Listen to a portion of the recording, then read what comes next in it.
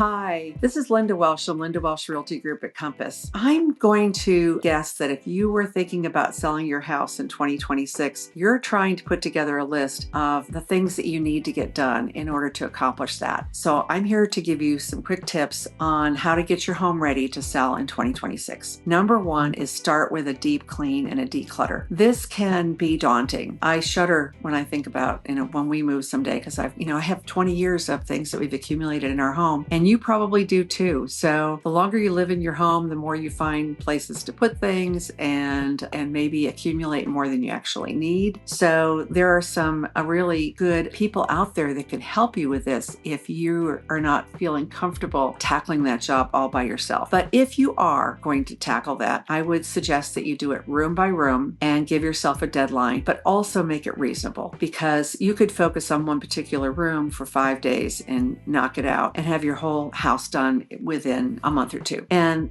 that sounds like a long time, but it depends on the size of your house and, again, how long you've lived there and what you've accumulated. If you have kiddos in the home or lots of sports gear, lots of hobbies, it might take even a little longer. If you need a list of people that can help you to declutter and to organize your home, please get in touch with us. Number two, to make smart repairs and upgrades. So smart repairs would be those, especially those that have to do with the everyday workings of your home. In other words, if you have a water heater that is starting to go, or you have appliances that are not working at capacity, or perhaps have even failed, or you have HVAC units that need to be changed out, maybe even a new roof. These are things that you should really look at with a keen eye. Also, if all of those things are working well now, but they're a little bit older, you might consider a residential service contract, which is also called a home warranty. And they are available for people that are going to sell their home. You can get in for,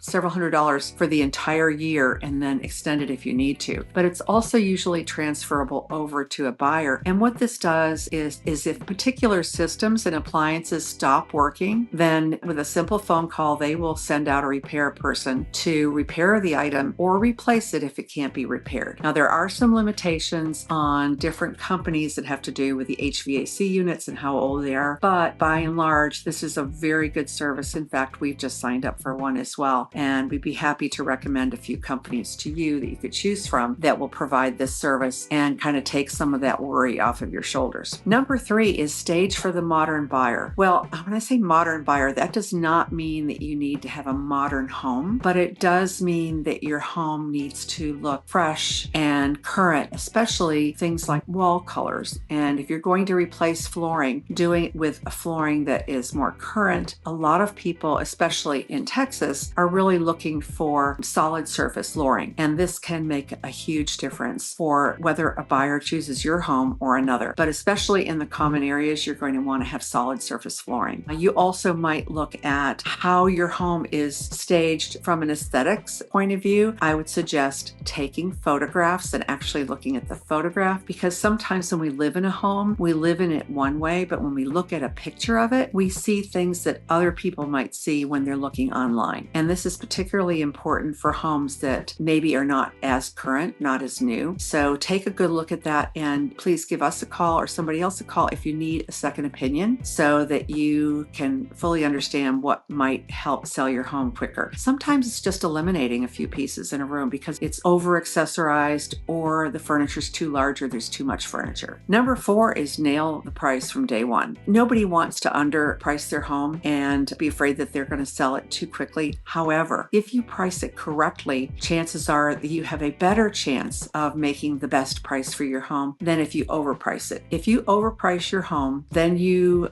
regrettably may have to have several markdowns before it actually goes under contract. And days on the market is not your friend. Having more days on the market makes a buyer and their realtor question whether or not you are reasonable in your expectations. And they may just not even consider your home. They might pass it by altogether. Now, there is another alternative, and that is to place your property on a private network for a short amount of time so that you can price test. You can get relevant realtors that are really active in that area to come through and give their own perspective on pricing, and maybe also even what needs to be done, whether or not that means staging or it may mean painting walls or things of that sort. They will be able to give you additional information than just the one realtor. I think think it's an easier conversation to have with your clients when they see this from the perspective of your own realtor and other realtors as well. So again, this is Linda Welsh from Linda Welsh Realty Group, and I would love to chat with you about your goals in 2026 and how to get your home ready for sale if you're thinking about selling. Thanks so much. Have a great day.